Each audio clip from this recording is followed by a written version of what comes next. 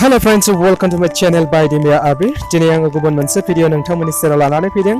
बेनो जाहैबाय सासे इउटिउबारा गावनि YouTube चेनेलनि साबस्क्राइबारखौ माबायदि हाइड खालामना दोननो हायो आं बेनि सोमोन्दै नोंथांमोननि सेराव आबुङै आङो फोरमायलांनो सानदों। So guys, नोंथांमोना बे भिडिअखौ जागायनायनिफ्राय जोबजासे नायलाङो आरो आबुङै बुजिनानै लायो बेनि सोमोन्दै आं खावलायखानाय थाबाय।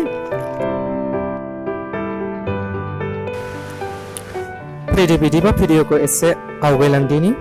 So गिबियावनो नोंथाङा Chrome browser appsआव क्लिक खालामनानै हो। Chrome browser appsआव क्लिक खालामनायनि उनाव search बटनाव नोंथाङा टाइप खालामना हो www.youtube.com। बेबायदि टाइप खालामनानै हो, बेनिफ्राय बेखौ सार्च खालामनानै हो। सार्च खालामनानै होयोबा नोंथांनि मबाइलाव बेबायदि डिसप्ले जागोन। बेनि उनावहाय राइट साइडनि गोजौआव 3 डट्स दङ, बेयाव क्लिक खालामना हो। बेनि उनाव डेस्कटप मोडसिम बेखौ सोलायनानै ला।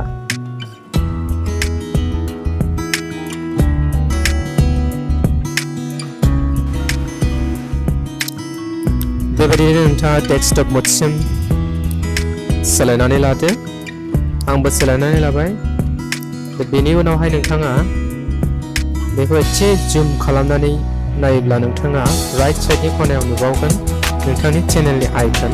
सो बेयाव क्लिक खालाम। बेनि उनाव YouTube स्टुडिअ दङ, बेयावहाय नोंथाङा क्लिक खालामनानै हो। सो बेयाव क्लिक खालामखांनायनि उनाव नोंथांनि मबाइलाव ओरैबायदि मोनसे डिसप्ले जाबावगोन। नायलांबाय था लोगोफोर, आं मबाइल स्क्रिनावहाय बेखौ आबुङै आङो देखायलांनो नाजादों। सो बेबायदियै डिसप्ले जागोन। बेनि उनावहाय नोंथाङा बेखौ एसे जुम खालामनानै गाहायाव नायोब्ला नोंथाङा नुगोन बेयावहाय मोनसे सेटिंस। सो आं एसे जुम खालामनानै देखायदों। सो नैबे सेटिंसआव नोंथाङा क्लिक खालामनानै हो। क्लिक खालामनानै होयोबा नोंथाङा नुगोन बेयावहाय माखासे अपशनफोर, बेनि गेजेराव नोंथाङा चेनेलाव क्लिक खालामनानै हो।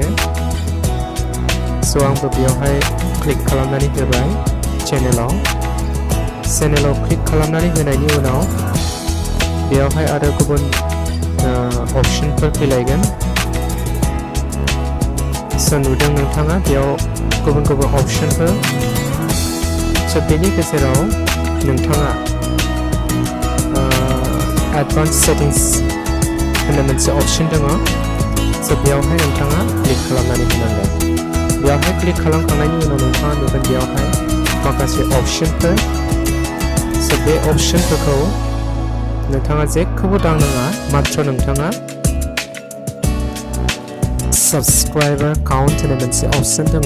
बे साबस्क्राइबार काउन्टनि अपशनाव नोंथाङा बेयावहाय टिक मार्क होयोबा नोंथांनि चेनेलनि जि साबस्क्राइबार बेयो अलरेडि बेयाव इउटुबाव डिसप्ले जागोन। सो आंनिया इउटुबाव हाइड जानानै दङ, दा आं नोंथांमोननि सेराव डिसप्ले खालामनानै देखायगोन। सो नायलांबाय था नोंथांमोना एडभान्स सेटिंस, बेनि उनाव साबस्क्राइबार काउन्ट। बे साबस्क्राइबार काउन्टआव आं बेयाव टिक मार्क होनानै बेखौ सेभ खालामनानै होगोन। नायलांबाय था लोगोफोर, आङो बेयावहाय टिक मार्क होबाय। बेनि उनाव बेखौ सेभ बाटनाव आङो बेखौ सेभ खालामबाय। बेनि उनाव फैदो दानिया इउटुबाव आं नोंथांमोननो देखायगासिनो। इउटुबाव थांदो, बेनि उनाव इयर चेनेलाव क्लिक खालामदो।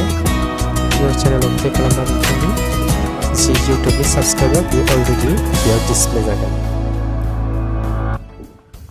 सो बेबायदि नोंथांमोना डिसप्लेबो खालामनो हागोन आरो साबस्क्राइबारखौ हाइडबो खालामनानै दोननो हागोन।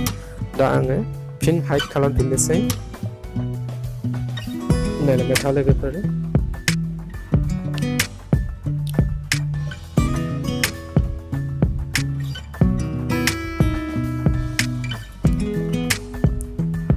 सेटिंसआव क्लिक खालामनोसै।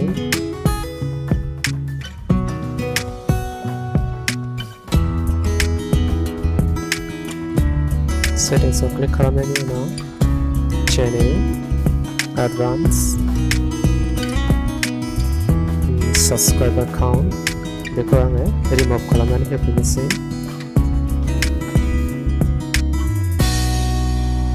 आरो बेखौ आङो सेभ खालामनानै होनोसै। स' बेबायदिनो नोंथांमोना नोंथांनि चेनेलनि जि साबस्क्राइबार बेखौ हाइड खालामनानै दोननो हागोन।